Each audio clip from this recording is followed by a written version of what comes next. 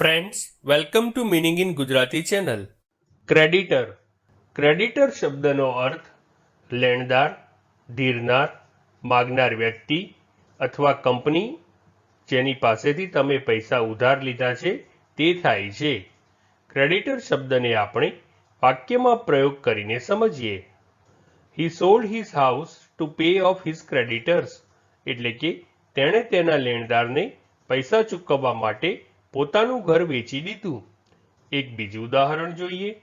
My landlord is my creditor as I have to pay him rent, એટલે કે મારો મકાન માલિક મારો લેણદાર છે કારણ કે મારે તેને ભાડું ચૂકવવું પડે છે.